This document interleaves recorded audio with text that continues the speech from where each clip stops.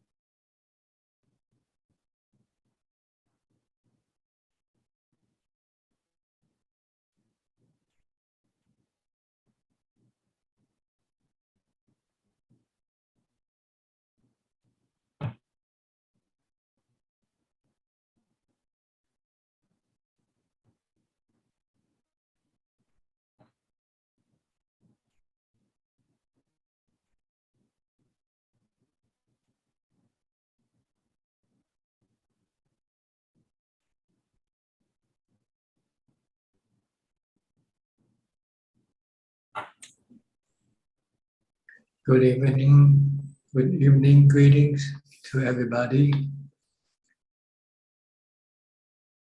Welcome to another Zoom meeting. Everybody is welcome to join. If you have any question, you can come in and ask. And we'll try to give you the answer if we know. Okay. Felicia Chan, you're the first person. Good evening, Ajaan. I don't have question for today. Thank you very much. Sadhu, Okay. sadhu. I'll go to Yok Bay, your friend from New York. Good evening, Brother Ajaan. Yes, go ahead. You have any question? Yes, I do have question today. Two questions. One is the dead body, right? When they become an ash, can we put anywhere or just throw away for ash? Well, you want to be a little bit respectful of the person. You discard it properly. In Thailand, people usually put it away at sea, in the river or someplace like that. Just throw the ashes away. Or some people will keep them, in a temple. Temples sometimes have places where ashes can be stored in case they want to pay respect to their loved ones. They can go to the temple and to the place where the ashes are kept. So, but yes, you can discard it anywhere you want, but you don't want to throw it in the trash can or something like that. You want. Okay, and next question is about we are getting old already. We still have to prepare something. For example, when we pass away, we still have to do something for ourselves. You can only do when you are alive. So right now you should do as much merit as possible, because merit can support you when you die, will give you sustenance, give you happiness to your soul, to your spirit. So you should do as much as possible charity, give away things, helping people, things like that. And also keep the precept, because breaking the precept can harm your soul, can harm your spirit. And if possible, purify your mind so that you don't have to come back and be born again. You'll be like the Buddha and his noble disciple if you could purify your mind. So Okay, this is what the Buddha said that we Buddhists should do while we're still alive. Avoiding doing bad karma, doing only good karma, and purify the mind. Because you cannot do it when you die. After you die, you cannot do anything. It's like going to sleep when you die. You can only bear the fruits of your karma. Okay, thank you. Thank you. Okay, next, Mudita from Bangkok. Good evening ค่ะท่านอาจารย์ I don't have questions today ค่ะ Okay, Nanapat also from Bangkok.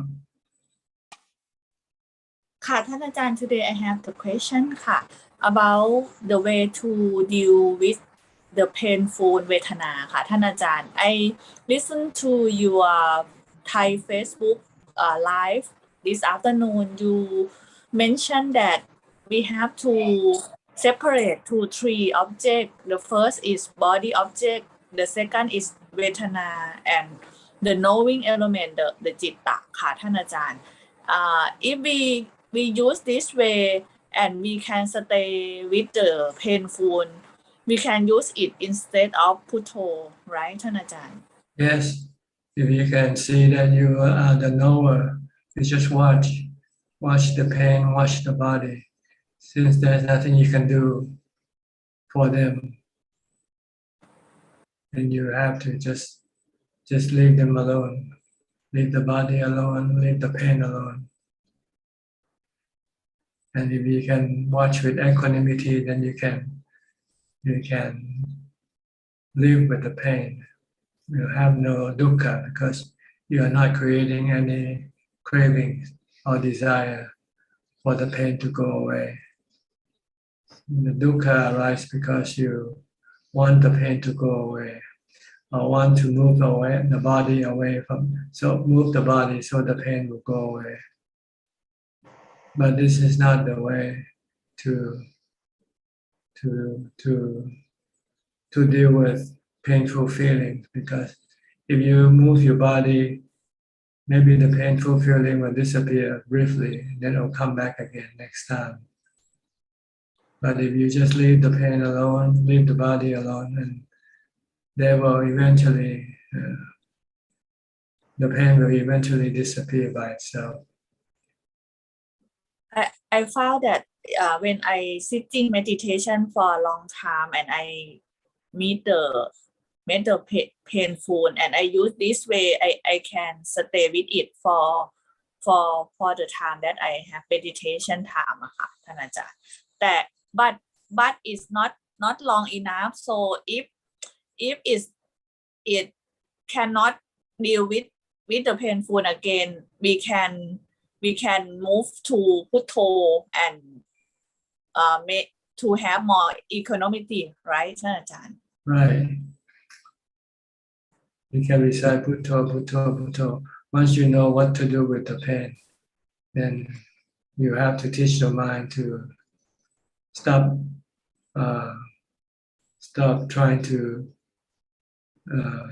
change the pain or get rid of the pain. Just teach your mind just to accept the pain, just to be aware, or just to know of the existence of the pain. ค่ะค่ะ Then the mind will not create any dukkha. Okay. ค่ะ that's okay ค่ะท่านอาจารย์ Next, Billy from Indonesia. Good evening, Dhammatalk. Today I don't have any questions. Thank you. Okay. Om and Aim. Om and Aim from Pattaya. Hello, พระอาจารย์ How are you both? We are very good. Okay. Where's your mom? Over here. Over there. Okay. When will you come and give food again? Not sure. Not sure, huh? Okay. You still go to school? Yes. Yes. Learn this week already. Okay. So you have to go to bed early, huh? Tomorrow you have to get up early to go to school. Yes. Yeah. Okay. Before you sleep, do some chanting, okay? Putto, Putto, Putto. Okay. All right? Then you'll sleep well and have good dreams. All right. All right? You have any question? No. Okay. Thank you for coming in. สวัสดีครับ Okay. Have a good night's sleep. ไปครับ Bye bye. Good night. สวัสดีด้วยค่ะ สวัสดีค่ะ Next, Karen from San Jose. Hi, Karen. Anything? Hi, no, I'm just listening. Okay. And we go to Kwang. Where are you from, Kwang? Kwang or Guang?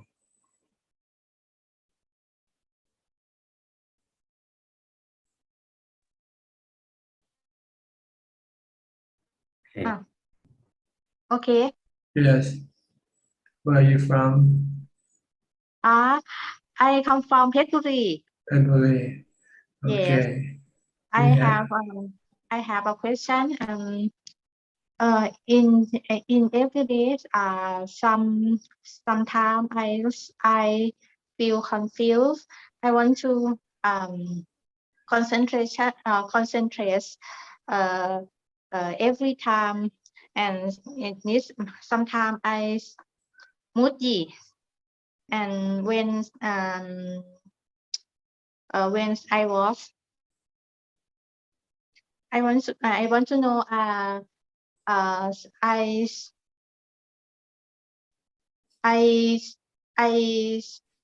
do my emotions that's concentrate. Okay. Just recite Putto, Putto. Okay. Putto and Just keep reciting Putto, Putto. Yeah. And your mind will be calm and your emotion will disappear. I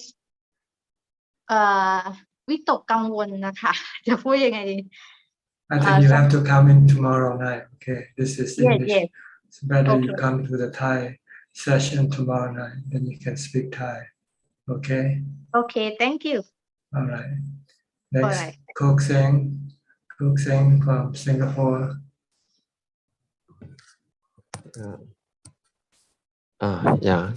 Good evening, Ajahn. Tonight I'd like to state your clarification regarding the Buddha's teaching of the three characteristics of anicca, dukkha, and anatta with regards to our children. Okay, I will just use my own experience. So I'd like to ask Ajahn, how do we apply these three characteristics? My eldest son, he's in his mid-20s, he's already working. So each month he will give the parents allowance. So whenever I receive the money from him, I feel very happy. However, there are times when he's not in a good mood, he can be rude to the parents. So whenever he's speaking in a very angry tone to me, I'll feel very sad. But whenever I receive the allowance from him, I feel very happy. So I like to, so these things seems to be repeating over and over again and like a cycle. So I like to take Ajahn advice. How do we apply the three characteristics so that I do not suffer over and over again? Yeah, thank you, Ajahn. Okay. His action, anicca, not the same, changing. One day he can be nice to you and the next day he can be mean to you. So you have to teach yourself that you cannot expect his action to be the same all the time. His action can change due to his whatever reason. Secondly, anatta is something that you cannot control his action. His action are like the rain and the snow. So this is what you have to look at everything and everybody. And they change. They can be nice sometimes and they can be mean sometimes.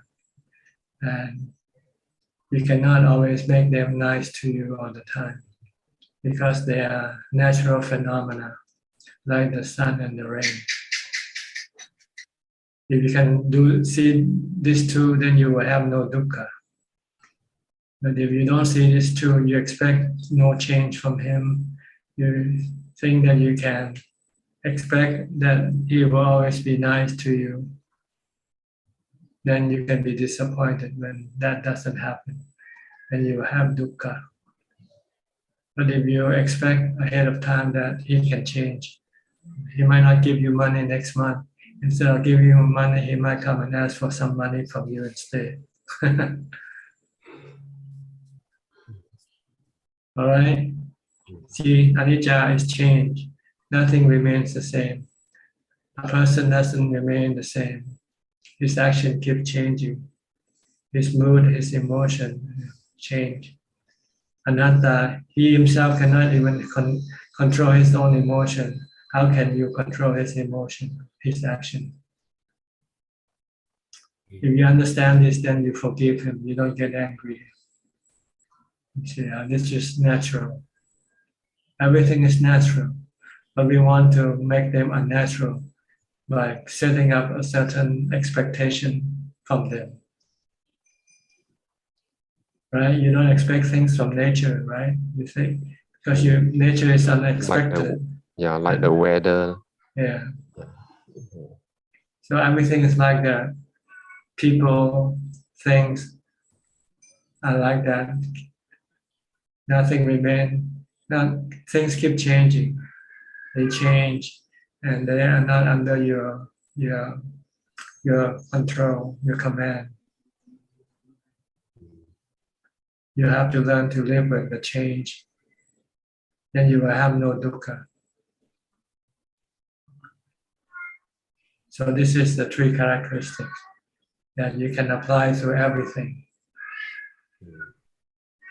Apply to your body, other people's body, apply to feelings, apply to emotions and moods. Sometimes you have good days, right? Your mood, good mood, and sometimes you're in a bad mood. Why? You say, why can you have good mood all the time? That's because it's anatta.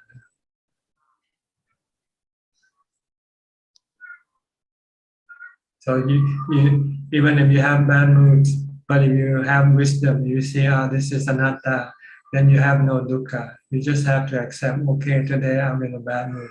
So I try to keep quiet, try to keep away from people, because if I don't have to act, I might act not properly. So you try to avoid engaging with people when you have bad moods. But you know it will go away, right? It doesn't last forever, good mood or bad mood. This is the way things are. Keep changing all the time and not under your command or your control. So you can see this, then you will accept things as they are. Then you will have no dukkha. But if you deny and you want something else, then you get dukkha, because you cannot get it. All right, clear enough to you? Yes, it's very clear, Ajahn. I will contemplate over it. Okay. Thank you, Ajahn. This is what you should do every time you engage with people or things. Then you will have no dukkha. Okay. Okay. Yeah. Thank you, Ajahn. Next, Anura from New Zealand. I'm sorry about the question you asked in the Q&A. I didn't read the sutta, so I can comment on what you asked. Can you hear me? Yeah, I can hear. Can you hear me, Ajahn? Yeah, okay. Yeah, okay. Thank you. Thank you. How are you? Ajahn, I have a question on meditation. Okay. Yeah, when I do the meditation, so I can, it's getting better, so I can keep calm, either watching my breath or reciting Buddha. And I can see that, yeah, my body is like a separate entity, or whenever I have painful feeling, nothing I can ignore, just aware. This is just I ignore that and continue. So it's peaceful, but suddenly I get, yeah, this is my body, this is mine, this is me. So I get this, I was able to separate myself from the body, but it doesn't last that long. It always comes back to that same old, yeah, this me and my job, my work, my life, that sort of the thoughts. So is, could you please recommend some sort of approach so that I can apply? Well, you have to argue with them. Every time you think that it is you, then you say the Buddha said it is not. Yeah. And you just have to argue with yourself. Right. That's all. Use the truth. The truth is the body is just a natural phenomenon. Yeah. Made up of the 4 elements. Mm. And everything, the feeling also natural phenomena. They come and go due to certain conditions, which are not under your control. So you have to constantly teach yourself this. That there is no self. Everything in this world is made up of the 6 elements, combination of the 6 or the 5 elements, or the 4 elements. Each element existing alone in themselves. Like water, this is water element. The earth, when it exists alone by itself, it's just earth, soil. But when it combines with water, combines with air and heat, it creates plants and vegetation and human body. That's all. They are natural phenomena. They come and go, they combine and then they dissolve. The body combine and one day it will dissolve, return back to their origin. The water goes back to the water. The earth go back to the earth, so forth. The mind, the knowing element also separate from the body. Disconnect, and then if it's enlightened, it then won't reconnect with any new body. If it's not enlightened, it will then reconnect with a new body again. So you have to constantly think of it, things in this term.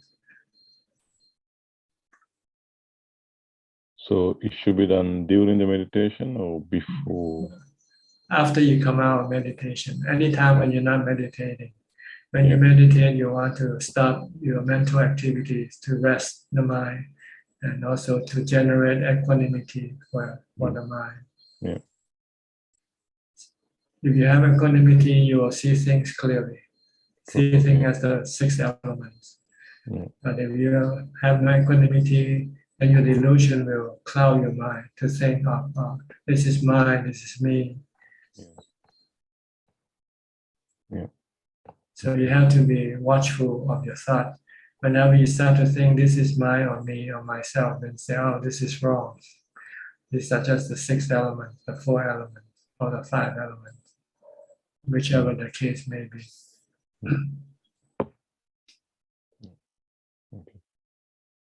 You can do this all the time when you're not meditating. You should do it if you can. But if you don't have equanimity, you won't be able to do it because your delusion will take over your thoughts. The delusion will start thinking, this is my house, this is my family, this is my country, this,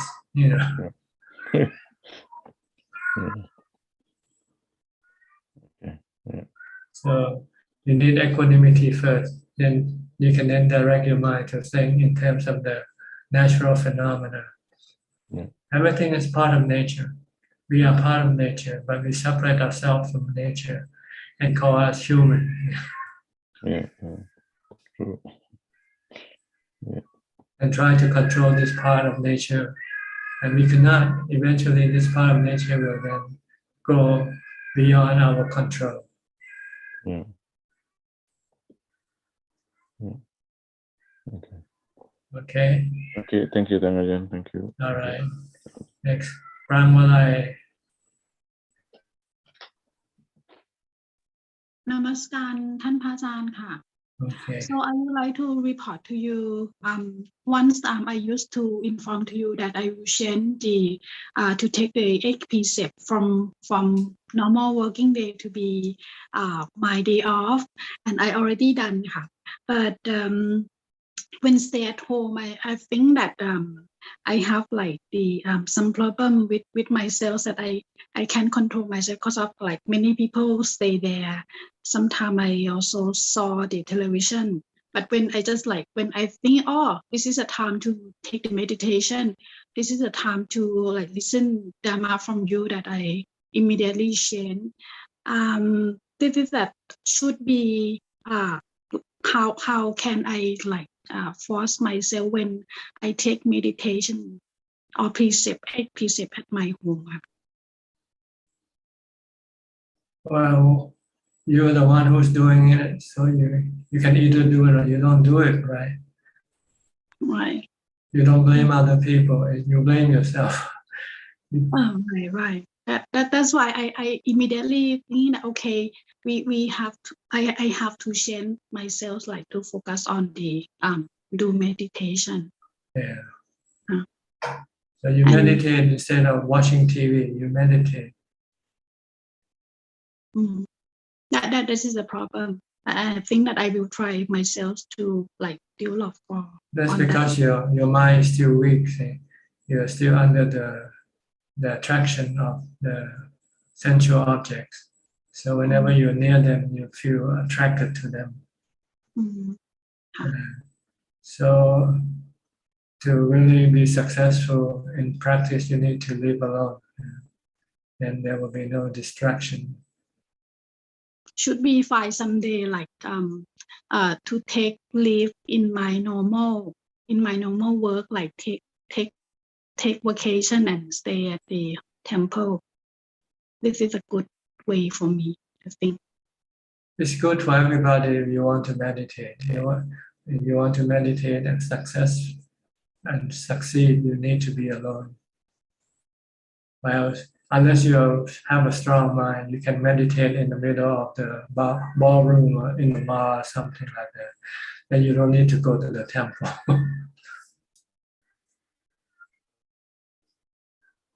Okay.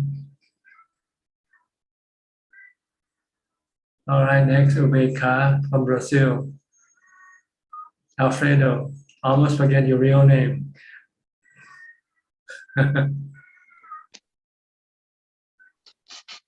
My real name, my Buddhist real name is Ananda. Ananda, okay. You're the Buddha's assistant, huh? Attendant. Yes. Okay. But now I'm only practice, not more assistant. Sati Sampajana. Okay. Four Noble Truth, hindrances, not hack to the word. Okay. You still have Ubeka constantly in your mind? Yes, I try, Nabante. Okay. Because the knowing for me is the most important thing to our minds, Nabante. Just remain knowing. Don't react. Yes. Just know. When you see or hear something, just know. Don't react. Yes. If people say bad thing about you, don't react. Just let them say it. Just know. If they praise you, don't react either. Yes. Just know. No ego. Yeah, no ego. Just knowing. Yes. Good. You understand. You need Ubeka to do this. If you have no Ubeka, you will react right away as soon as you see or hear something. Yes. So if you cannot remain just merely knowing, then you have to keep practicing meditation to get the mind Ubeka. Once it has Ubeka, then it will not react emotionally. But it can still react, but with rationale, with wisdom, or with common sense. Yes. Okay, nothing. I don't think it's necessary high level upekkha. I don't think it's necessary, Bante. For Zen, I don't think it's necessary. For normal circumstances, you don't need, but for crisis, you need. You really get real sick and you get real body became real painful. Then you need a high level of upekkha to remain knowing and leaving the pain alone, not reaching for the painkillers, you know. Yes. You still take painkillers when you get sick? When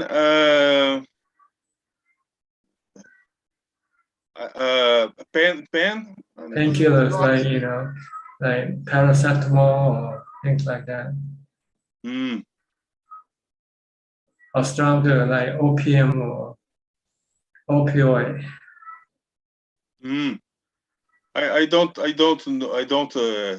Yeah. know. If you have upekkha, you don't need to take this painkillers. Yes. But under normal circumstances like now, when you're surrounded by normal things, you don't need much upekkha. But when you are engaged with more painful situation, then you need stronger upekkha to remain just merely knowing. Yes. So you try to go live alone in the forest for a few days, and you'll find you need stronger upekkha. Yes. Or sit for a long time, many hours, without moving your body, and you'll find you need a stronger upekkha. Yes. Okay. Okay, but All right. the practice is on. Okay. All right. Next, Disaya Phương Phu from Southern Thailand, Narathiwat. Namaskar, Ajaan, can you hear me? Yes. Okay. Go ahead. I have one question about. I just informed you that I want to go to the emptiness. I have to. I mean the fourth chana. Yes, you need mindfulness to get there. And when I practice, I far away from my body, but it's not in the I cannot go to the emptiness. Because your mindfulness is not strong enough yet. So you have to keep practicing more mindfulness before you meditate. You have to be mindful all day. Be able to control your thoughts most of the time. And when I realize that I almost there, I just think that I almost there. My heart is beating, just beating faster. It's like I'm so excited to go inside. You lose your mindfulness when you start to this. You should continue being mindful with your breathing and ignore everything else that appears. And even my heart is beating. I just ignore and let it flow and just keep watching your breathing, your breath. Okay. Because if you go away from the breath, then you'll stop. You won't go further. You won't go any further. Okay. So keep focusing on your breath only, and whatever comes up, just ignore everything. I will try. And I think, can I ask one more question? Yes, go ahead. Okay. I think the first time that I can go to the emptiness, I have an accident and I fell down to the floor. Everyone, I was in the concert and everyone stepped on my body, and I want to run away or get rid of my painful, and I can go into the emptiness. And what is the factor that I can go inside the emptiness? Because I am in the concert. You don't have mindfulness. If You didn't have mindfulness. You cannot recite Buddha. You cannot watch your breath. So you just have desire. This desire is not mindfulness. it's not, you mean If you want to go emptiness, then you should just leave the body alone and keep reciting Buddha, Buddha, Buddha. If you cannot watch your breath, then you can go into emptiness. in the time I chanting Putto in the time, and I think I can go into I can have the mindfulness and go into the empty into the space that in that space. Yes, if you keep reciting, it will get you there. Yeah. What is the factor that I can go to? Because I'm Because not. you don't have mindfulness. You have desire. The desire is the factor that causes you not to able to enter into emptiness. You have to stop your desire. You want to get to emptiness will not get you there. It blocks you. Okay. You just have to keep being mindful with something like the mantra or the breath. It will get you inside. Okay? Okay, thank you. That's all. All right. Kafai Lim from Malaysia. Good day to you, Ajaan. Glad to read the recent post on Ajaan's Facebook about transferring and sharing merits to the departed one. So sometimes I'm not sure which realm the departed one are in, but it's whether they can receive it or not. But you are right. We should continue doing dana and sharing the merits because there's always metta and happiness from the practice. Yes. Is it true that I should think it that way?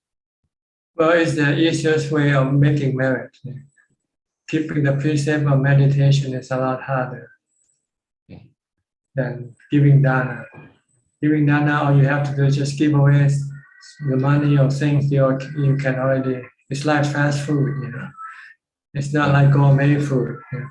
Gourmet food takes longer time to cook, right? You need keeping the precepts and meditation. It's like making gourmet food. It takes a longer time. Yes, understand. That's why the Buddha teaches lay people to share merits with dana, because that's the way they can do it right away. But to teach them to share merit by keeping the precept of meditation, I don't think a lot of them would not be able to do it.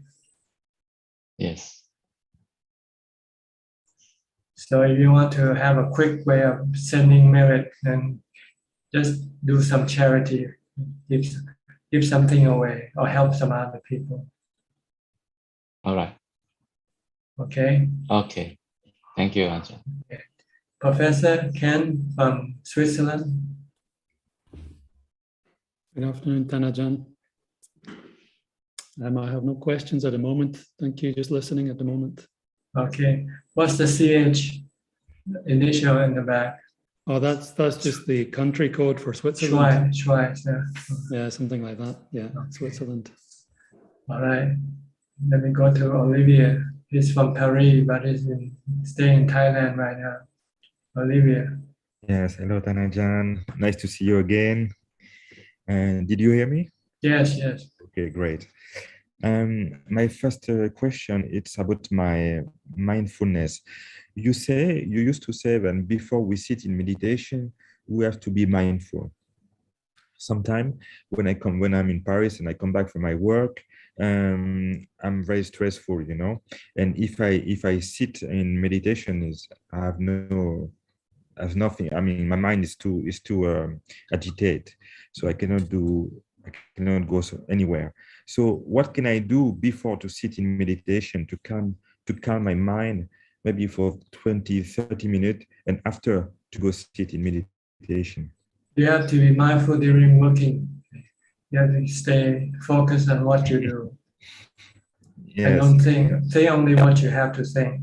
And so that's why it's hard. It's hard to meditate when you have to work also. Yes.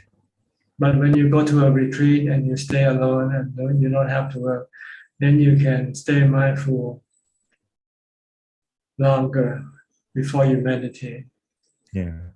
Yeah, like today, you know, I stay in the room. If you're working and it was very easy. If your mind is restless and agitated, you can do some walking meditation first. If not, if you can sit and just chant, do some chanting. You don't have to chant long verses, but maybe a short one, but chant them many times repeatedly. Okay. Like Buddhang saranang gacchami, Dhammang saranang gacchami, Sanghang saranang gacchami. Just keep doing it until you find your mind becomes calm, until you're able to focus on your breathing. Okay. Or can I recite the sutta? Yes. Read or recite the sutta. Right. Okay, I can do this like for 15 minutes or something like this, just a time to calm No, down. you try to do it until you find your mind is calm enough to meditate. Okay. Then you meditate. Okay. The second question I have is about I ask myself because when like everybody knows the war between Russia and Ukraine, and I ask myself how to be respected without violence or force. If some people, for example, if some people don't respect you, how you will act? How you would act? You just leave them alone because you cannot expect people to do what you want them to do. See, like I said earlier, they are all anatta. They are like the sun and the rain and the wind. You cannot expect the sun and the rain to do things the way you want them to do, right? So if we think this way, it means like Ukrainian people, we have to let Russian go in and do nothing, or what's a good answer when people attack?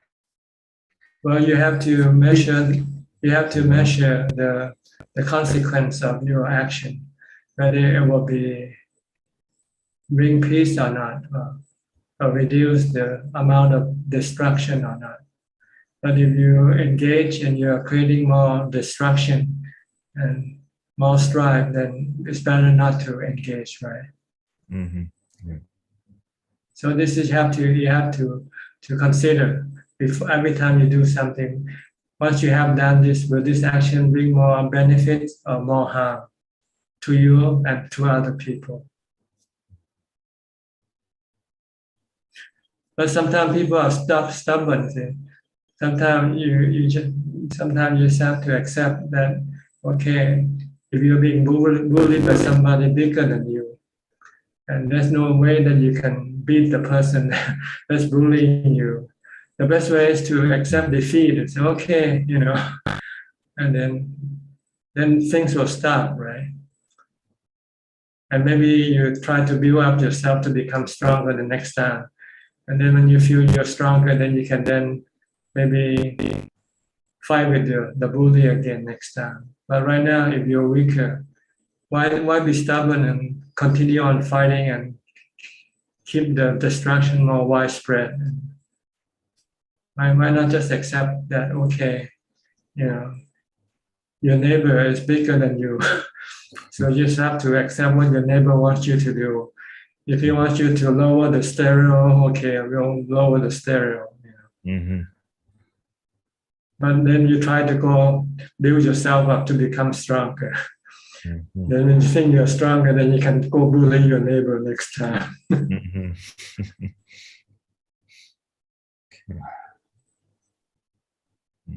Okay. Okay. Sometimes we have to accept this fact. People like to bully other people, maybe out of fear that if they don't bully us now, we might be too strong, and then we will bully them later on. Yeah. Sure. And the last question I want to ask you is, before you speaking about UPK, can you explain me how to make in practice upekkha? You have to have it. You have to meditate until you get to fourth jhana, then you have upekkha. When the mind becomes merely knowing, no reaction, no emotional reaction, no love, no hate. When you hear something you don't love or you don't hate. Somebody say something nice, you don't love that somebody. When somebody says something bad to you, you don't hate that body. You just merely know that it is that person's action, not your action. And his action is not something you cannot do anything about. Then you just leave those actions alone. Just merely know, without having to react to those actions. And it's our goal, right? Yes, that's right. When we meditate, we will build up this upekkha temporarily. And if we want it to be permanent, we have to use wisdom to see that things in this world is something that beyond our control. Teach us to learn to accept things as they are. Then we can always remain upekkha, remain non-reactive. And we cannot use panya directly. We have to pass through jhana first. Yes, because jhana, wisdom without equanimity from jhana you won't know what you're looking for anyway with wisdom. I don't know, maybe you can try it. If you can say, okay, this is upekkha, like the war in Ukraine, okay, this is anatta. This is another natural phenomena, like the eruption of the volcano. Can you look at it that way or not? Yes, I understand. Okay. Okay. Okay, thank you very much. You can always join us anytime, every Tuesday night, okay? Thank you. Wherever you are. Thank you. All right. Next, Adeline and Philip from Malaysia. Good evening, Ajaan. I don't have any questions tonight, just listening in. Okay. Jessica, where are you now? Bangkok? Hello, Ajaan. Yes, I'm in Bangkok. I'm back at the condo. So I do have only one question for this evening. I just wanted to know, how long does the out of meditation and during meditation, there is still the spaciousness feeling. How long does it usually last for? There's no fixed time. It depends on the amount of time you spend in meditation, in jhana. The longer you spend in jhana, then the longer it will last. Like the water you put in the refrigerator. The longer you keep it there, then the longer it will be cool, right? If you just put it in a few minutes, then it won't last just a few minutes. Something like that.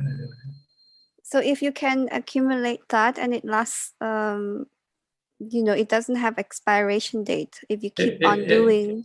Yeah, you have to keep going back in to recharge your upekkha. Yes. But if you want to make it permanent without recharging, you use wisdom. When you come out, you use the three characteristics to stop your defilement. Because it's your defilement that is the one that causing your upekkha to dissipate. I've been feeling like this for the past, I believe, 4 months, and I'm just wondering, it's not even gone yet. It's like feeling like lightheaded, like stupid a bit, but it's not stupid. It's like there's nothing in the mind, Ajaan. But you might be deceived, because there might be something much more subtle that you cannot detect. See? Okay. You might have some really subtle defilement running around behind you. The thought that you have this might also already be a form of deception already. So you have to be really careful and ask yourself, do you have any dissatisfaction during this time that you mentioned? If you have dissatisfaction, then that is not emptiness anymore. Okay. Okay, Or if you have want or expectation, then that also are defilements. How can we detect that defilements? Well, Sometimes. you have to look at yourself, look at your mind, your working mind. Okay. Now you say you have emptiness, but you still want to go here and there. That's not emptiness already. You want, that's something. In real emptiness, you should have contentment. Real emptiness should have real contentment as the characteristics of this emptiness. Contentment is you don't want anything from anybody or anything. Okay. But if you still want for whatever reason, then that's not contentment. Not real emptiness.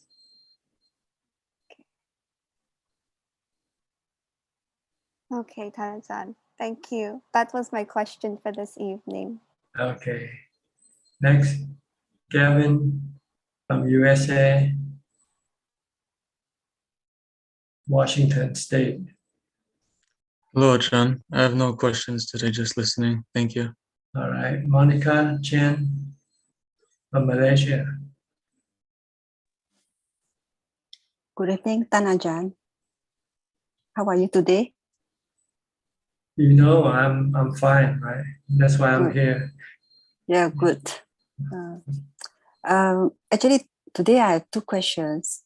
One is I read Luanta Mahabua's book for Kamatana. He mentioned that we should recite Buddho, Dhammo, Sangho for 3 times before we start to meditate. Is there any reason or purpose to do this? Or just to remind us of the triple gem, our teachers. It can be either the Buddha or his Dhamma teaching or the noble disciples. They are our real teacher.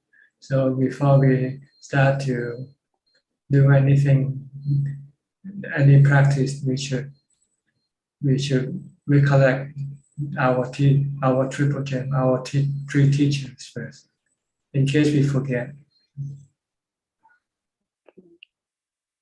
So in that case, should we also do it when we do walking meditation?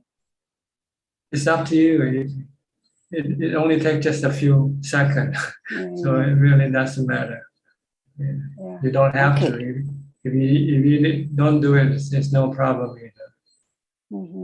Okay. Actually, I tried it. I find that the mind is more alert. It's like there is a sense of discipline, like as if I'm going into something more serious. Good. Rather than. Good. Then if it's good for you, then use it.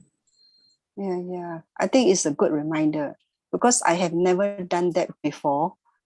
So when I go in, it's like I think it's maybe like a bit of hard-heartedness, Like going to a formal function. Yes. True. Yeah. Not a casual activity. Yes, true. Okay. So the mind suddenly becomes more mindful. Become more mindful. Yeah, true. So then the second question is that this one is also his book on this Amata Dhamma, which I think translated by Ajaan yourself, where he said that we can learn the theory, pariyatti, but there is also the patipatti, the practice, but somehow these two always don't harmonize. So normally for beginners, how do we go about harmonizing these two? Well, you learn what you have to do. You don't have to learn the whole process. You're starting, you might just want to learn how to give dana first, and then you go give dana, and then you want to keep the precept, then you learn how to keep the precept. You can go do things step by step. You don't have to study the whole path and then before you start practicing. Only study what you need to know, what you're gonna do. Right. So that means what we study, we try to straight away apply and see whether it is workable or not. And it produce any result or not, whether you do it correctly or not, so forth. Okay. All right. Okay, I will try to follow step by step first, because I think I find that I've been a bit impatient. So lately I go back to this parikamma meditation object, and somehow the mind can settle down better. Okay. Yeah. Okay. That's all I want to ask for today. Thank you, Okay. Ajaan. That's right. You're welcome. Evie from Indonesia.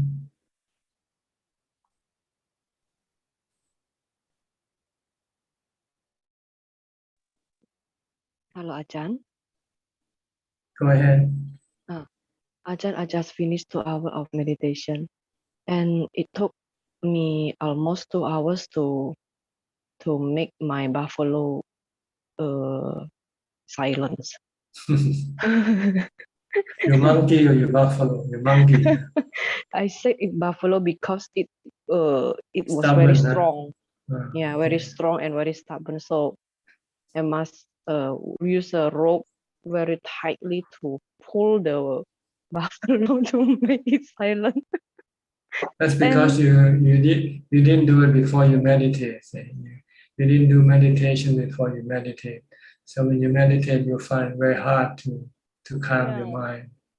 But if you maintain mindfulness before you meditate, then when you meditate, you find it much easier to calm your mind. Yeah. And when we meditate, we must using the relax, right? But if I must have a hard effort to tie this buffalo and have the sharp attention to watching the mind, it is no relaxed already, right? So what should I do? When you meditate, you're fighting, so you cannot expect relaxation while you fight. It's only when you win, when your opponents give up, then you'll find relaxation. Yes, and the buffalo silent, and then I can feel relaxed. Like relax, because there is some component inside my mind, like floating in the space with timeless. What is this state, Ajahn? The mind is detached from the world of time and space. The mind enters into the spiritual space, spiritual existence, disconnect from the world of the body. And I feel timeless. No time here. Yeah, when you're alone and there's nothing else around you, then there's nothing to tell you when the time is. Yeah. And when I have a little, I still knowing. And when I have a little thing, what is this? The question comes up. I slowly wake up from this condition and be a normally again. I mean, out from this space and timeless condition. You're returning to the body. You reconnect to the body. Your mind reconnect with the body. Yeah. And that is good, alright, Ajahn? It's not good or bad. It's just a process of meditation. After you get into the space for a while, then it has to return back to the body, because the strength of your mindfulness has disappeared. So the strength of your defilement wants to reconnect to your body. So it pulls the mind back into the body. Oh, so enter the space is good. Returning. Well, you feel good when you're in that space. Yeah, I like it. Okay, and that's. Yeah. Oh, so I must. But that is maybe accidentally lah. If I can fight and win the buffalo, I can enter this state. But then you can escape from dukkha. And when you're in that space, no dukkha can enter, right? yes, then that is very comfortable. But you can only remain there temporarily. So your goal is try to make it permanent next time. Enter the space for permanently. Yeah. Must fighting with buffalo every day, every time, every time meditate. Yeah. And it took 2 hours, sometimes 3 hours. So Ajahn, not easy. All right. Anything else? And I feel now I am very happy to see people happy, Ajahn, because I feel. But before you feel bad when you see people happy. Yeah, I see people happy and just enough for me. I feel happy too. And I know, but before that, you were not happy when you see people happy. Yeah, sometimes we have like jealousy. Oh, okay. Yeah, if I see people happy because they attain something or they got something, I have nothing. I can be a jealousy. When you're in the space, you have mudita, you have ubekha, you have loving kindness, you have metta, and karuna. You have the 4 Brahma Vihara when you enter the space. Yeah, but now no meditation, I also feel happy. People have what I don't care. But it might not last. After a while, then you might start to become envious again. But I feel more better than before, Ajahn.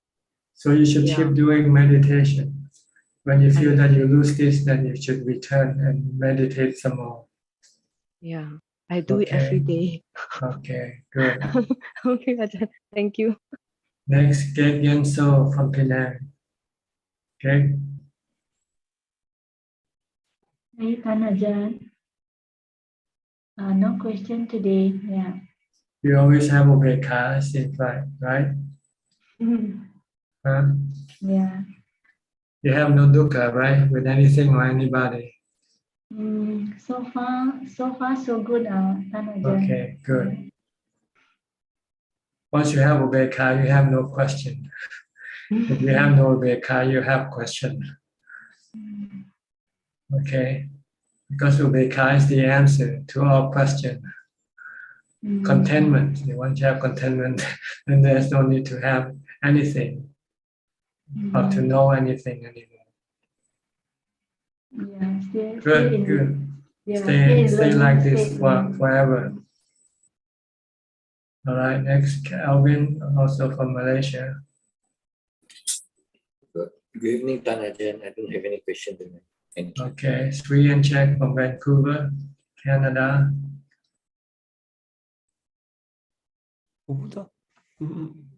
Hello, Ajahn. All right, any question? No upeka, but no question.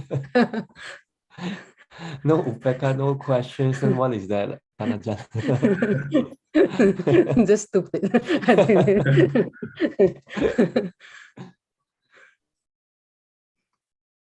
Tan Ajahn, like in the Sutta, Buddha always say like, one has suffering, then one go and seek the truth. What, like, in human life, is that because of a sensual desire that blinds us from seeing the suffering? Our delusion is the one that blocks our mind from seeing the truth of the Four Noble Truths.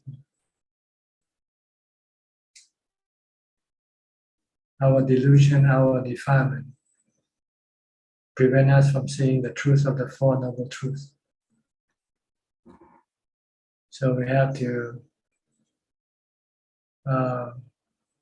stop the delusion, but first by meditation. When you meditate, you stop the delusion temporarily. And when you come out of meditation, your delusion will start to work again. Then you need to use wisdom to eliminate your delusion permanently. By thinking of anicca, dukkha, anatta, instead of thinking of the opposite, of Nijjang Sukhang Atta. See, with delusional thing, everything is Sukha, right? My family is Sukha, my money is Sukha. But this is not true, right?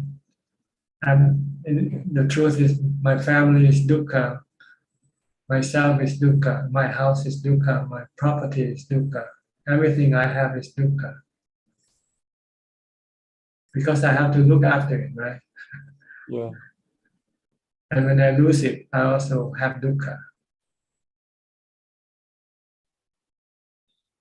Okay. That's because we don't see that everything we have is anicca, is temporary. Sooner or later, we will have to lose it.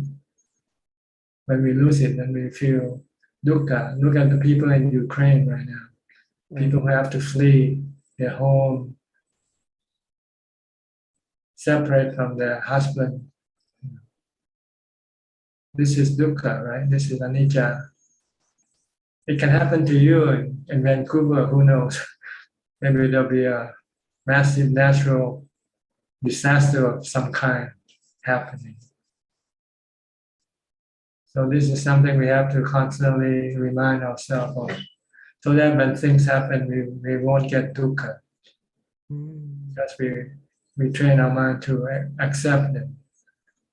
Once we can accept the disaster, then the disaster cannot hurt our mind. It can only hurt the body, but not the mind.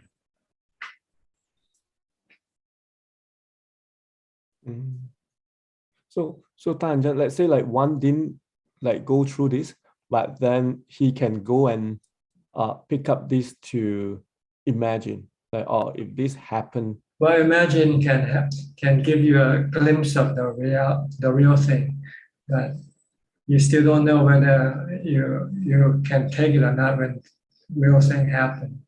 When you lose someone you love, you can think, when you can look at somebody losing someone they love, you can feel the pain, but maybe not as intense when it really happened to you yourself.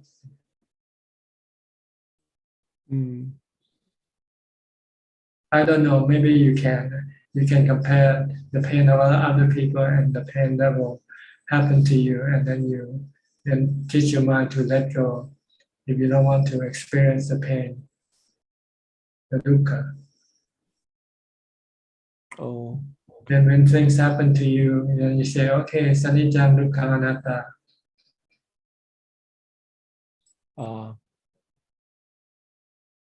But you have to imagine, you have to think, to get your mind to see the real thing, as closest to the real thing as possible. By maybe giving up all your physical comfort and go live in the monastery for a few days. And then you can really prove whether you can really let go of your property, your family, and your possession or not. You have to be totally, in poverty, homeless. Monks are homeless. Monks are not homeless. They have no home. The temple is not their home. It's just a temporary shelter for monks. They know that sooner or later they will have to leave that shelter. So they live like a homeless homeless person. With the minimum acquisition of possession. Just the 8 requisites of living. 8 requisites such as the bow and the ropes and the razor, the needle and thread to fix the rope with. And that's about it. That's all you need to have. Can you live like that? No. Not yet. Not yet. Yeah. Not yet. So when if a fire happened to burn your house, then you will probably have dukkha, right? But if you can live as a homeless, then you say, oh, no problem. I have no home anyway. this home I have is just a temporary shelter for me, right? I can be vacated anytime. So this is what you have to constantly think of loss. Anicca is lost. That's what it means. You will lose everything sooner. Maybe not all at once, but you might lose one at a time, a few at a time. But eventually you lose everything, even your life, your body.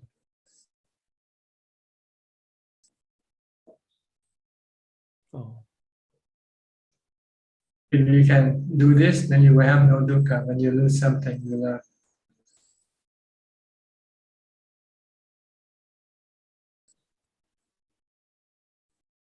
If you have contentment, if you have ubeka, then all these things doesn't matter. It's all for the body, really. Everything that we have physically, they're all for the body, not for the mind. What the mind needs is ubeka. And what can bring ubeka to the mind is mindfulness and wisdom. That's why we keep practicing mindfulness, and then we keep developing wisdom, anicca, dukkha, anatta. Then we will get permanent ubeka. And whatever we have, we know it's all temporary. One day, sooner or later, we will have to give it up.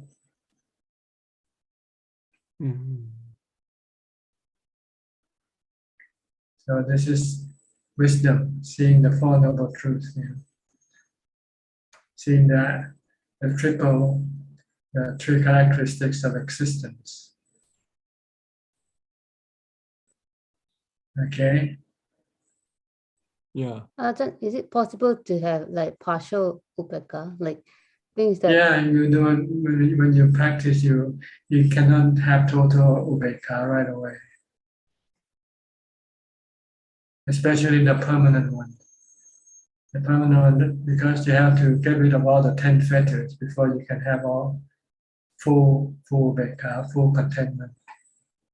So you go step at a time. You get rid of the first 3, then you go get rid of the second, the two more, and then the 5, the rest of the 5.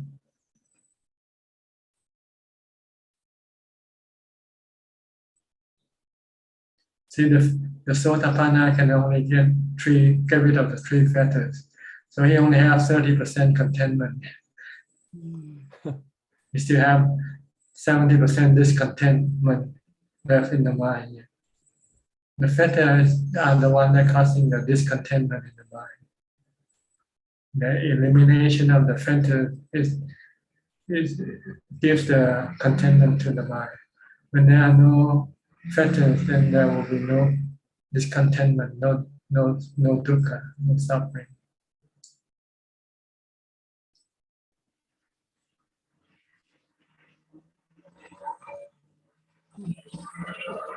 Even before getting rid of the fetter, Ajahn, like you have to get rid of the hindrances. Hindrance. The 5 hindrances, especially the sensual pleasure hindrances. Watching TV, drinking coffee, eating snacks, and all these things. You have to get rid of them first before you can enter into temporary ubeka first. So you can meditate. You still watch TV, you still drink coffee, and you still have cakes and cookies. You will have time to meditate. Oh, even this, okay. So the 5 hindrances, especially the first, the sensual pleasure, is the real hindrance to your meditation. Overeating can also cause hindrance because you'll become sleepy and drowsy and lazy. You don't want to meditate when you're full, right? You want to sleep.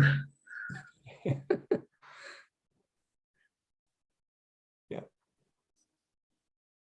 And the faith is once we read the sutta, we understand, then we develop faith, we go and practice, right? Right. One of the hindrance. Yeah, you have to have conviction in the teaching of the Buddha. This is the real teaching that can help you eliminate all your discontentment, all your dukkha.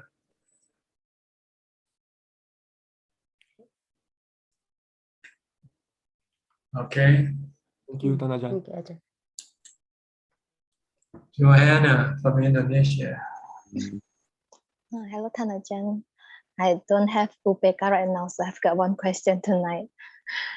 So, Tan Ajahn, based on a Coxswain question about the exchanging of pleasant feeling and sad feeling, I noticed that I tend to use my mindfulness when I'm in a pleasant feelings. So when the sad feeling kicks in, and when the sad feeling kicks in, it gives no notice, and so I become sad because I lose my happiness. So Tan Ajahn, how to anchor our mind when we are in the pleasant feeling, Tan Ajahn? Just tell yourself it's temporary. It's anicca. Sooner or later it will disappear. So if you know this, then you can stop your reaction toward this pleasant feeling by detach yourself away from the pleasant feeling and just remain just knowing the pleasant feeling without actually consuming it. Because you know it will disappear sooner or later. Yeah. If you're not consuming it, then when it disappears, it will not cause you any dukkha. Yeah. Because when I'm in a pleasant feeling, I tend to, that word consuming is the answer, I think, Ajahn. Yeah, don't consume. Yeah. Just merely watch, just merely know that you have pleasant feeling arising. And knowing that it's only temporary, sooner or later it will disappear. Yeah. So once you know this, then when it disappears, it will cause you no sadness. Okay, Ajahn. Okay. Yeah. Thank you, Right. Ajahn. Next, Sarintan from Maryland, Silver Spring. Good evening, Tan Ajahn. Listening to you is also like very inspiring. It's just making me feel like, I cannot stop practicing. So I just want to thank you for that. I got 2 questions today. Following the question from Monica regarding the reciting Buddho Dhammo Sangho before sitting meditation. I also sometimes thinking of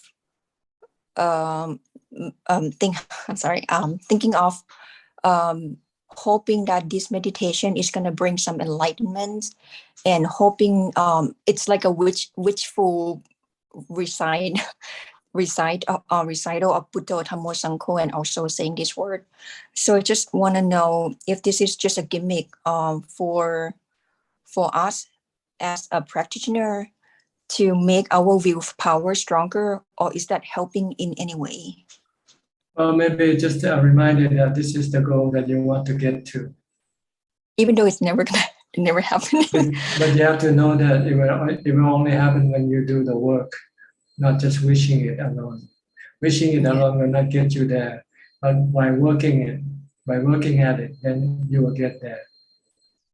So it's actually like increasing our willpower, also like making our state to stay focused on what we are doing. That's right. Remind us that if you want this is what you have to do. Stay mindful. Stop thinking. And number 2, before the meditation, and then when I'm watching my the breath, and let's say before the breath is fading away, sometimes I feel the circulation inside the body, but it's like stronger in the stomach area instead of the breath.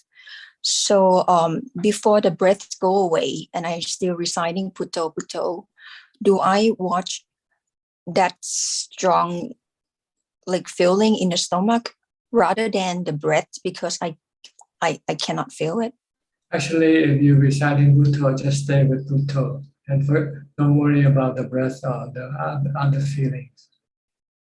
Okay, so just leave it alone after the Buddho after the feeling from the. But just stick with Putto alone. It's good enough. Even though the feeling at the stomach is so strong. Yeah, don't pay attention to it. You want to stay focused on just one. When you start, you might need to like the breath and Putto to get you stronger mindfulness. But once you have stronger mindfulness, then you can discard the breath and just stick to the Putto alone. Okay, that's all the question I have for today. Thank you so much. Okay, see, maybe tomorrow night you come in again in the time. Today I'm so lucky today, Prajam, because normally I have a conference call today, but my boss canceled it, so I can come here to the Zoom meeting. Okay. I should see you again tomorrow. Thank you so much, Ka. Okay. Next, Belinda from Singapore. Hello, Ajaan. I think most of the questions have been answered. Thank you. Okay. Gary from Singapore also. Good evening, Ajaan. Ajaan, when I sit in meditation, sometimes I find myself frowning as I try to go through concentration. And is that something to be concerned about? Concerned about what? Can you repeat when I sit in meditation, sometimes I was told that I frown. I mean, my forehead, sometimes I frown when I'm in concentration. Oh, it doesn't matter. Once you meditate, forget about the body. Whatever happens to it, don't pay attention to it. It's not important.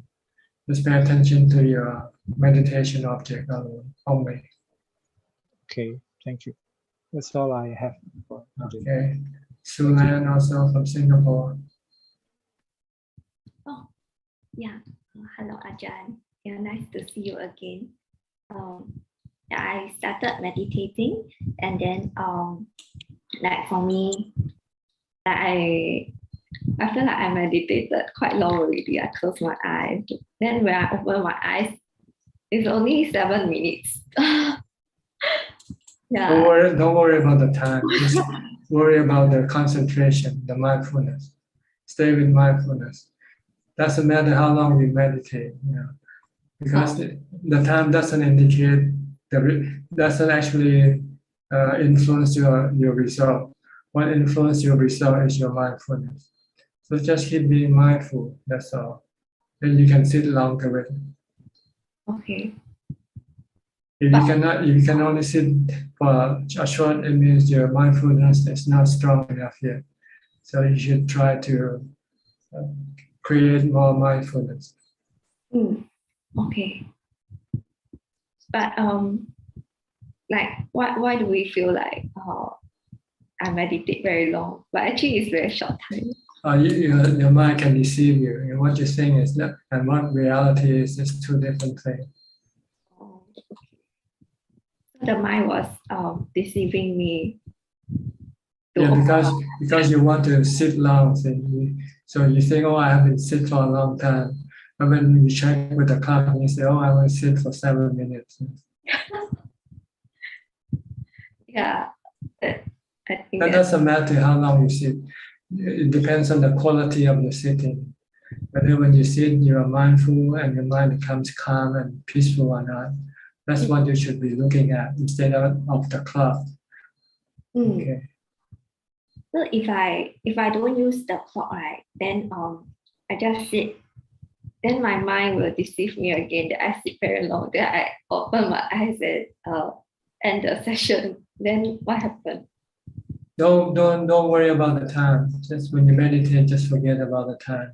Okay. Just try to meditate for as long as possible. You can meditate for long and you keep concentrating on your meditation object. But how do you know it's as long as possible? Well, because when you open up your eyes, then that's as long as possible. Oh, okay. That's the longest. So just do as much as you can until you can no longer do it. Okay. If you keep focusing on your breath, continuously, you will sit longer. But if you start to think of how long have I been sitting already, then you're losing your concentration already. And then you want to know what time, how long. Then your desire to know this will then stop you from meditating. And you want to look at the clock. Oh, yeah. So you have to forget about this. Okay. Okay, just pay attention to your breathing, your breath only. Or your mantra, Mutto, Mutto. Okay? Okay, yeah. All right. Thank you. Next, Dr. V from Thailand. Kristen Long. Namaskar, Papa Ajahn Krap. Just come here to respect you, inspire myself. Today I have no question, Papa Ajahn Krap. Okay. Next, Kwan Liman from Malaysia. Ajahn, I don't have anything to ask today. Thank you. Okay. Caesar from Italy. Caesar. Salut, Ajahn. I have no question. Just listening, and I just wish to tell you that perhaps beginning of next month I will come to visit you and perhaps practice in your place. Okay. Next month. Okay. Have you? Yes, beginning of next month probably. All right. I'll see you then. Yes, thank you. Yeah. Judy Jonas from Canada, Toronto. Here Okay. I am, I think. Yes. Yeah. Hi, thank you. I just was updating you really, like you recommended not to have a stopwatch or a timer or anything. Yes. And I've been following it just for the week. And I've been listening about timers, what you've been saying to, I can't remember who was speaking. Sulan. Yeah. And I'm thinking, when I do check the time before I start, because Debbie, my daughter, said that's okay probably. So I just thought I'll go as long as I can. And sometimes it's like about 45 minutes and sometimes an hour and 2 minutes. And sometimes I give up after 5 minutes and sometimes it's 47, like it's, but never more than about an hour. So is that okay? Or that indicates the strength of your mindfulness, that it can only go for 1 hour maximum. Yeah, because I used to before kind of force myself to do an hour. Like I would do, let's say 30 minutes and I'd say I can do 10 more and I can do 5 more. So is it a good idea to try to do more after you come out of it, or is it let it go and start again later? If you can continue on, you should restart right away. Don't stop yet. Restart your mindfulness again. Okay, because I thought once I'm out of it, okay, I'm out of it. But then I thought, well, maybe I could go again. But I thought, well, I don't want to look at the clock. And this is when I had enough. And it was nice. It was good. But then I wanted to get out. But then I thought maybe I could go back in, maybe. It depends on how much you want to get back in. Okay. The two ones are fighting each other. The one to get up and the one to continue will fighting against each other. It depends who wins. Okay. Because I'm not working, I don't have to go in right away. I can do other chores or do what I need to do and then go in again maybe a couple hours later. So I don't have to do it at a certain time. Good. So then continue on sitting. Okay, but it's never gone more than an hour and a couple minutes, never. Like, but it's okay, like if I felt like I could do a few more minutes, like to add it on. Yeah, just keep adding it on as much as possible. Okay. But the real reason that you cannot go over this limit is because you're not practicing mindfulness when you're not meditating enough. Oh, I'm trying. See, I'm living in the winter in, Ontario, and I'm carrying my logs to the cabin and I don't want to fall, and I'm watching. I thought I'm mindful, but I guess I could be more mindful. Not just during that time, you should be mindful all the time. From the time you get up, as soon as you get up, start mindfulness first before you do anything else. Right. Okay, thank you. Then if you can do more mindfulness, then you will sit longer when you meditate. Oh, okay, because I'm more mindful than I used to be because I don't want to fall on the ice. And then I guess when I'm washing dishes, I'm washing dishes, and when I'm cooking, I'm cooking. Just keep doing it, and then you'll find that when you meditate, you can meditate longer. Okay. Well, I'll keep doing that. Okay, thank you. So you don't worry about the clock now, right? You can throw the clock away. I check it to see when I start, and I kind of said, well, I'm not going to care how long it is. Okay. And just do it. But then I didn't know whether I should actually totally stop then, or I should go back in. That was my question.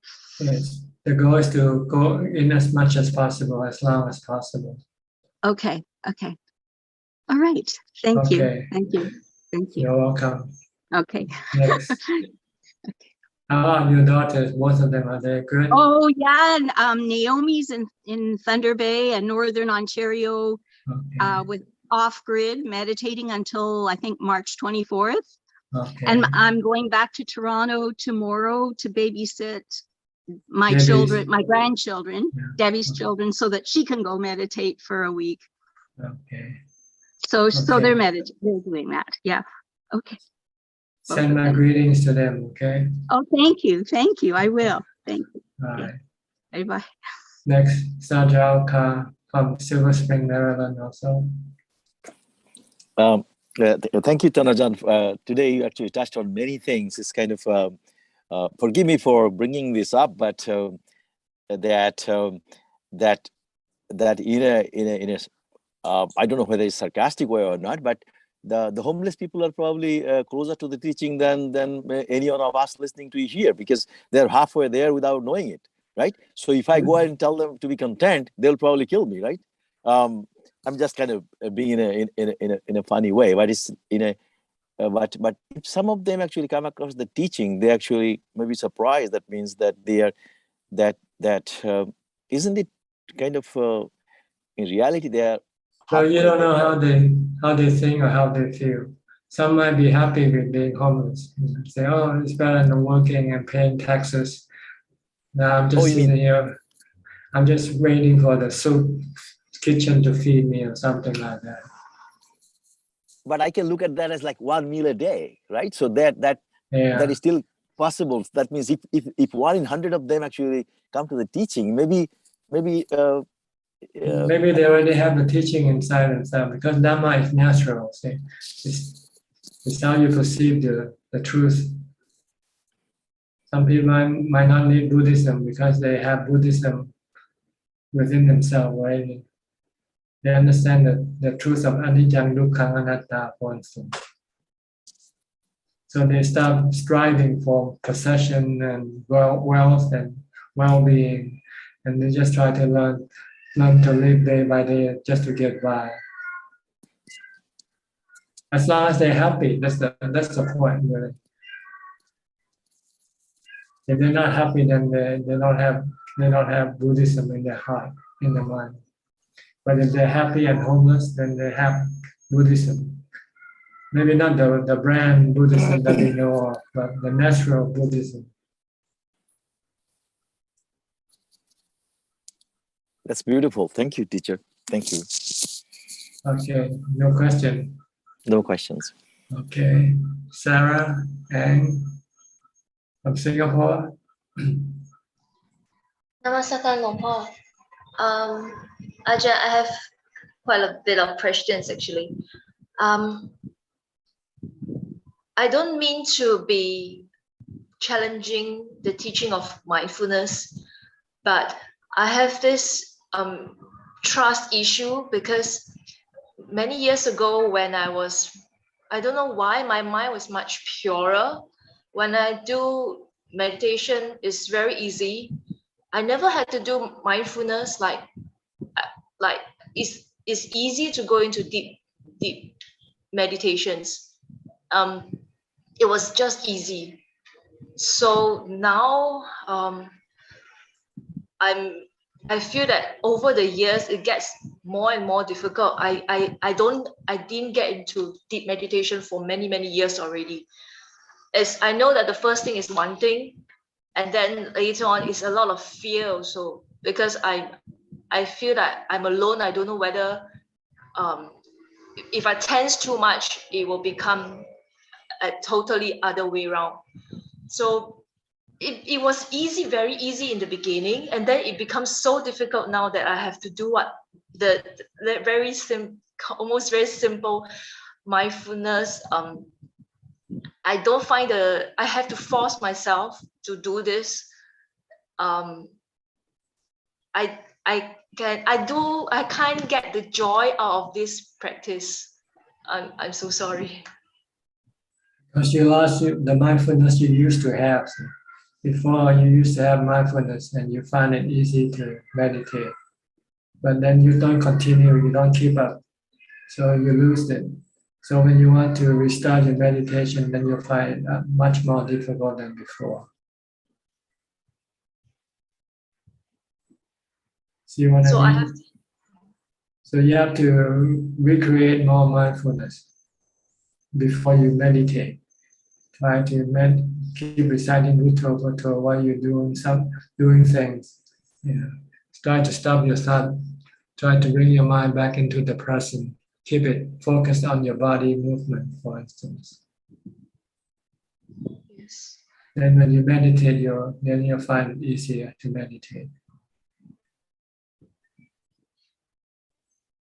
Okay, I really hope that this practice will bring back to that kind of state. Like those states were so easy. Like even if I can even count how many thoughts I have in my mind, that was that easy. Yeah, that's because you have strong mindfulness then. But if you don't maintain it, you can lose your mindfulness gradually, slowly, without knowing it.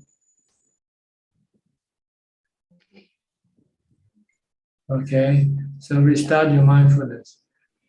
From the time you get up, start reciting Bhutto or start watching your body. Don't let your mind go away from the body or from the mantra. So it will eventually be able to build back. That's right. Just take time. You have to be patient because it takes many months and years for you to lose it, right? So it might take you a while before you can get it back also. Okay. Yes, Ajahn. All right. Yeah. Is that all the question for now? For now, thank you. Okay. Then we go to Oppo F3. Where are you from, Oppo? Can you hear me, Oppo? The gentleman with the Oppo name, Oppo F3. Yes. You're not responding. I don't think he can hear you. Okay. Can you hear me? If you want to ask questions, you have to unmute your microphone. Can you hear us? And then start talking.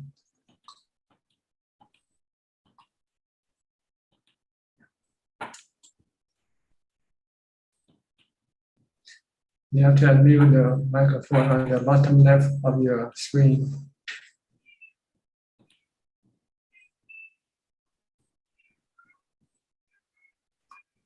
Well, let me go to Max first then. Okay, Max Silverberg. Where are you from, Max? Hi, John. Good to see you again. Long time, Yeah. I'm in Hollywood, Florida, in South Florida. Florida, okay. Any question today? Yes. So when I'm doing more intensive work that requires a lot of focus and effort, it's almost like it's easy to get lost in it, to get into a flow, but I wouldn't say I'm very mindful. So I'm just curious if you think there are certain best strategies to maintain that mindfulness. Like for instance, body contemplation might take me out of the work and, I might not do as good of a job. So is there something that's maybe Just like watch, the best? just watch what you do. See, every movement, everything that you do, you can use that as an object of your mindfulness. Or doing something delicate that requires a lot of care. This also can generate more mindfulness.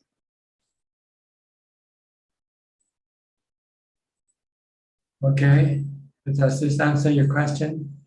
Yes, thank you. Okay, you've been meditating all this time? Yes, I just got back from Forest Dhamma with Ajaan Dick. I was there for a month. It was a phenomenal experience. Very, very happy I was able to go. How many people were there when you were there? So I think there's 6 monks and like a samanera, and then like 4 lay people and 1 mechi. I see. So it's quite quiet then. Quiet. Very quiet, a lot of solitude, And stillness. you have individual hut to cabin to meditate. Definitely. There's no dormitory style place to stay, right? Oh, and there's a lot of land actually. There's hundreds of acres, and they just purchased another like 70, 80, like I'm not sure how much, but there's actually a lot of land, and there's huts for everyone basically. I see. Good. And you do have heating in each hut? Yes. Some of them have your standard propane heaters, and some of them are like wooden stoves. I see. So good, huh? You like it? You stay for 1 month then? Yes, it's incredibly intense and aesthetic, but I think it's challenging in all the right ways. Yeah, increase your mindfulness. Okay, good. Nice to see you. I'll go back to Apple. Okay. Apple, you want to talk now? Apple? If you want to talk, you have to unmute the microphone.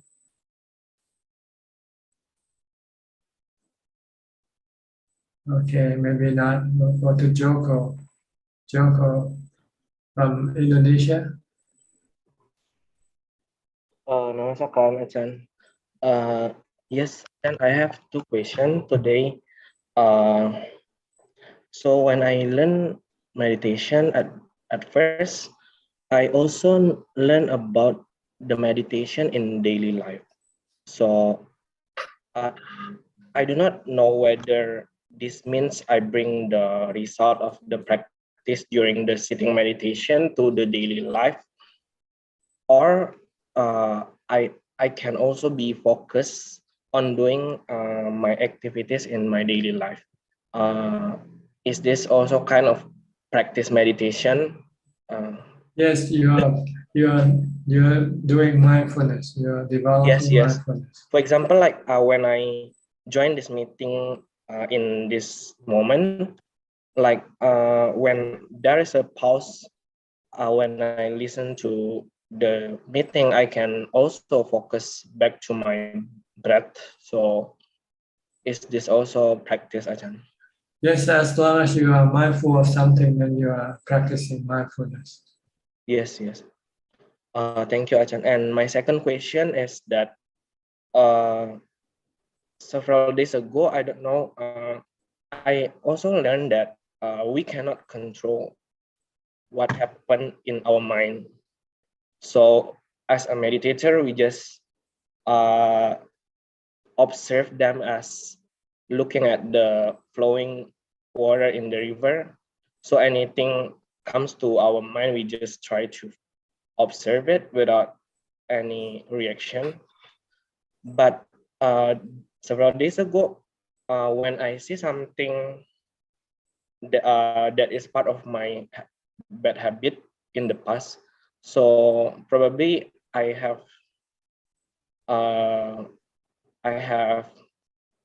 overthinking when I have not learned meditation. This is the first, and the second, my bad habit is sometimes I can react or comment negatively to something that I don't like, and it appears on my mind, Ajahn.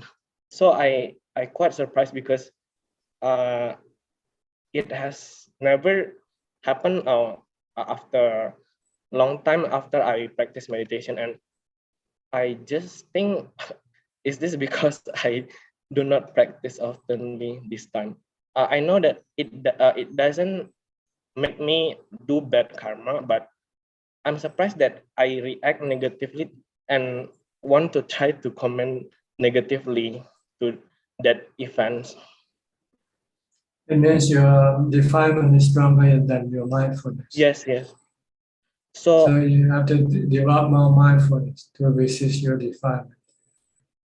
So if we have bad habit in our past, we can overcome, we can change a bad habit with mindfulness.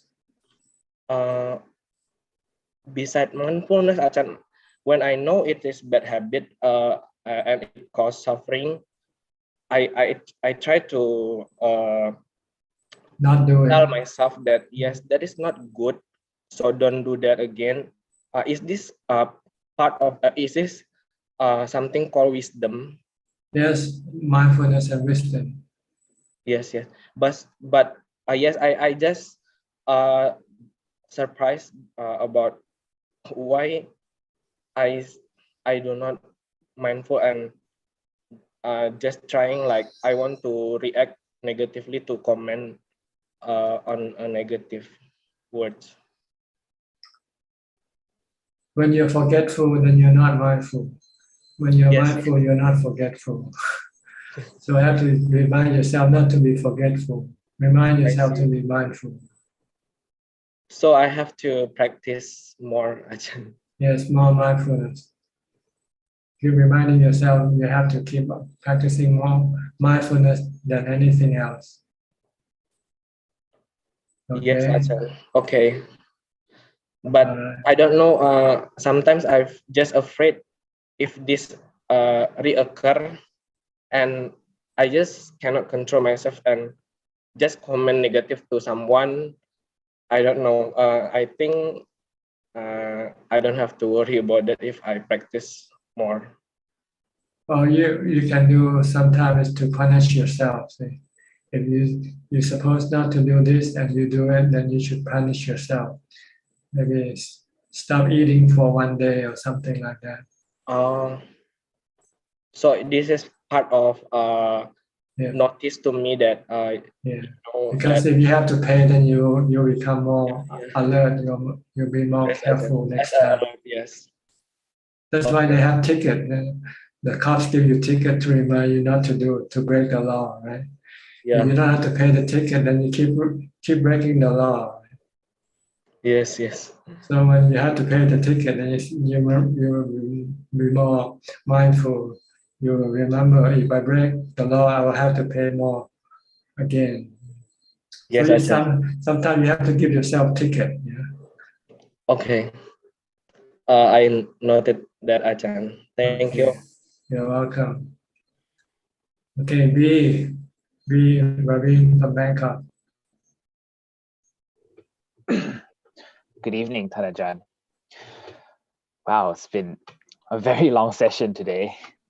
I had to rethink my questions a couple of times because they were already answered. So I still have two questions. So the first one is regarding the 4 foundations of mindfulness. I've been trying to practice more mindfulness, and I've tried with 3 of the 4. So mindfulness of the body, mindfulness of the Dhamma, and mindfulness of the feelings.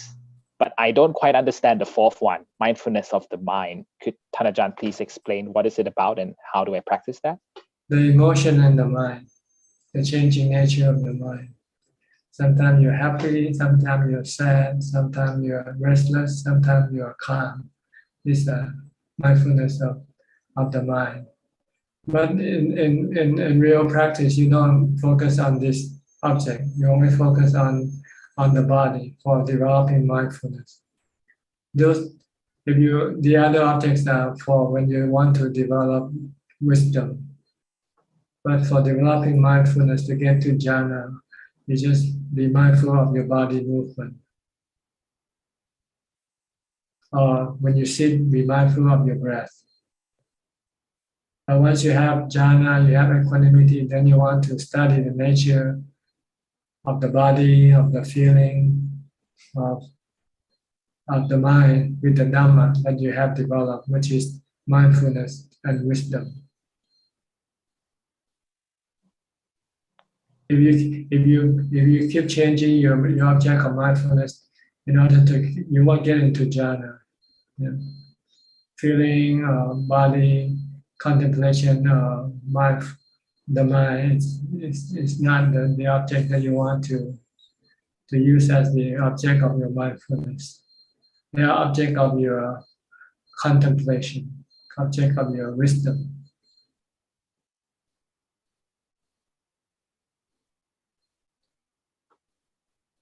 Oh, okay. So 3 of them is after coming out of meditation, but the one that you mentioned. Yeah, you need to use breathing when you sit. When you're not sitting, you watch your body activity, whatever you're doing. Have clear comprehension. Yeah. I'm walking, I'm standing, I'm sitting down, I'm doing this, I'm doing that. Have clear comprehension with every movement. Don't let your mind go someplace else. Then when you sit and meditate, then you focus on your breathing, on your breath. When you get to jhana and have strong equanimity, then you want to study the nature of the body, the feeling, and the mind, that they are all anicca, dukkha, anatta. To get rid of your attachment, your craving for them. Craving in the positive way or craving in a negative way. Attraction or aversion toward them.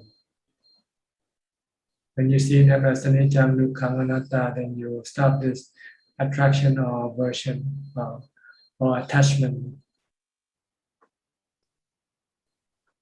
So you have to understand where you are now. Are you practicing mindfulness for jhana, or are you practicing for wisdom? The wisdom, then you have to study the nature, the 3 characteristics, nature of the body, the feeling, and the mind.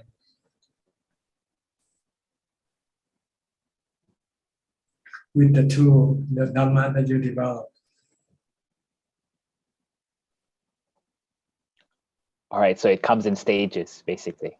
Oh yeah, this is like a complete manual that teaches you the 3 level of practices, the level of mindfulness, of samadhi, and of wisdom.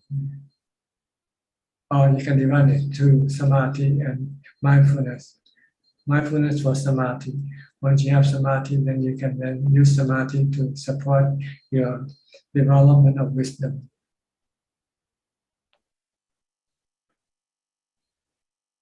But when you read it, you don't understand. You don't know where to start. So you start it all over the place. I'll try this and I'll try that. So you don't get you don't get to anywhere because you don't do it correctly. Okay. Right. So we just have to be mindful of my actions, whatever I do when I get up to the time I go to bed. That's the mindfulness I need to develop. Yeah. When I'm not meditating. In order to get you into the jhana, to equanimity first. Once you have equanimity, then you can use equanimity to support your development of wisdom, to stop your attachment to all these objects, the body, the feelings, and the mind state, the mental state. So equanimity really is the key, isn't it? Because we tend to like to enjoy positive thoughts, positive feelings, but equanimity is really the long term that we want to maintain. To stop you from enjoying or hating something that you come into contact with. Neither enjoying or hating, neither liking or hating, just merely knowing. That's the goal of practice. Because when you're merely knowing, then there will be no dukkha. But as soon as you start to enjoy or you start to hate, then there will be dukkha. Because what you enjoy is temporarily, it's anicca. When you lose your enjoyment, then you have dukkha. Or when you hate something, then you come across, you have dukkha also. That's true. It's like one of Newton's laws of motion. Every action has an equal and opposing reaction. So it's good to have no action to not get a reaction. That's right. No dukkha. The mind, every time the mind reacts, usually it reacts with craving, with defilement. So it have dukkha. But once you become enlightened, you can react without defilement. You can act with sensibility or common sense. Then there will be no dukkha. All right? Yes. Thank you, Thanajan. Okay. I think we have everybody more or less has the chance to ask questions. So we have about 6 minutes left. So we'll go to Facebook now. See if there's any question there.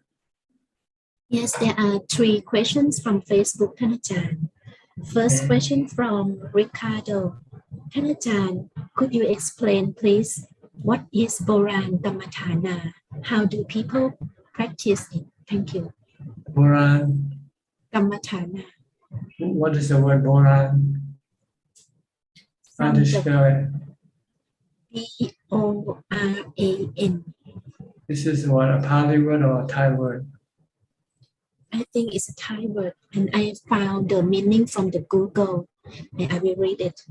In some texts, this is the refer to building a Buddha within the practitioner womb. The practitioner starts by cultivating states of concentration that give rise to nimitta, or internal experiences of light. In some cases, the practitioner trains herself to visualize a series of crystal bodies representing different levels of attainment.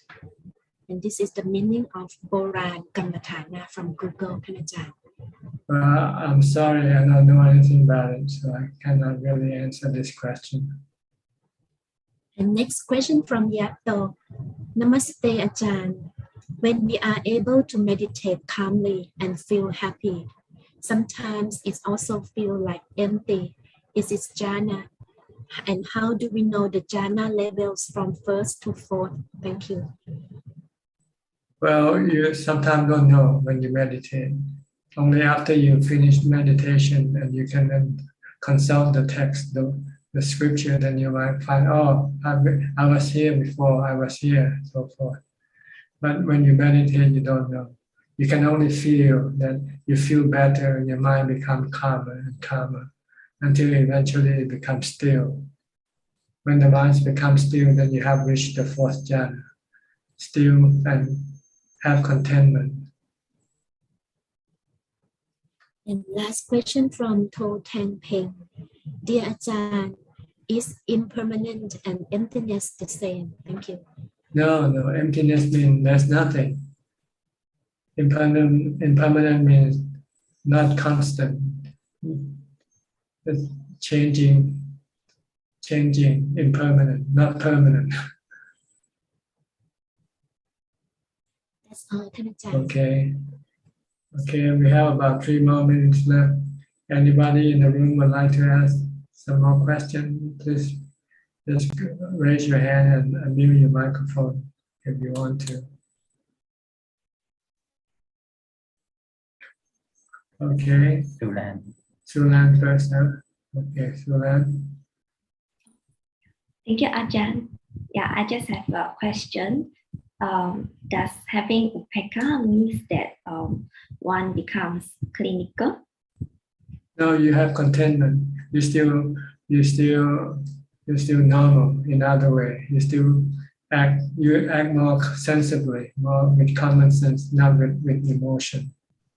Okay. So it doesn't mean that one is clinical. No. One doesn't become a robot.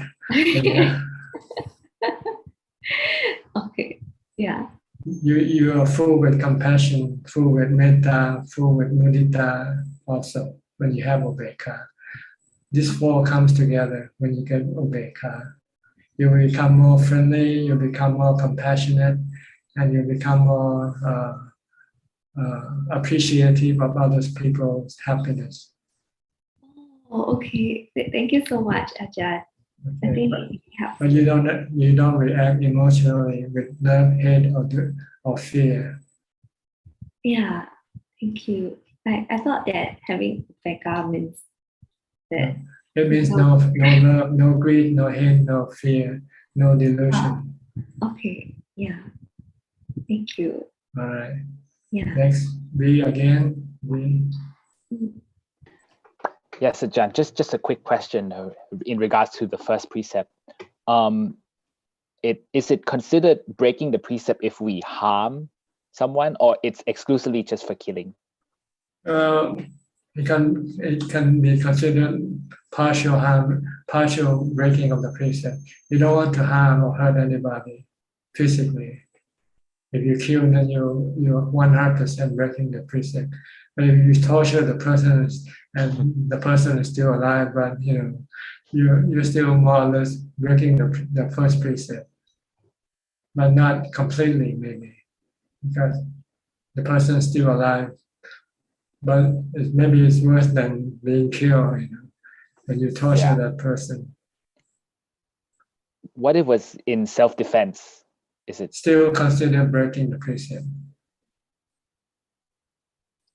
Okay. You can only consider not breaking the precept when it's inadvertent, when it's accidental. Now you drive and suddenly a dog just came across your path and you couldn't stop, and you hit the dog. And this is not considered breaking the precept, the first precept. Not intentional. Non-intentional, inadvertent, accidental. All right. Thank you, Ajahn. All right. Okay, folks, I think that's about it for tonight. Unless anybody would like to ask any more questions. If not, we'll call this meeting to an end. Monica. Monica? Monica, right. Okay, Monica. Yeah, okay. Let's say during the sitting, after some time, there's a lot of pain coming up. So when I tell the pain that, the body didn't complain, so the mind is still quite steady. But then I was thinking, maybe burn the body. But there's no fire. So like Ajahn, last time you mentioned that, at what stage that you think that, you can use this method? You just have to try it. See, okay. Or does it have anything like, maybe the pain comes and created the fire element, then only we can apply that method? I don't know. This is something you have to experiment with yourself. Okay, all right. Okay, sometimes it works, sometimes it doesn't work. So yes, true. it depends on how real it is to you. If it seems real to you, then it works. If it doesn't seem real to you, then it might not work. All right. Okay? Yes, thank you, Ajahn. All right. Well, thank you all for coming into this meeting. I hope that you can benefit from it somewhat, if not much, and help you advance in your practice. In the meantime, please stay safe, stay mindful, and keep on practicing. If all goes well, I'll see you again next week at the same time. Thank you and goodbye. Thank you, Ajahn. Thank you. Thank you, Ajahn. Sadhu, sadhu, sadhu. Bye bye, everybody. Thank you. Bye bye. Thank you, admin. ขอบคุณครับ คุณหลา Good boy สวัสดีครับ สวัสดีค่ะ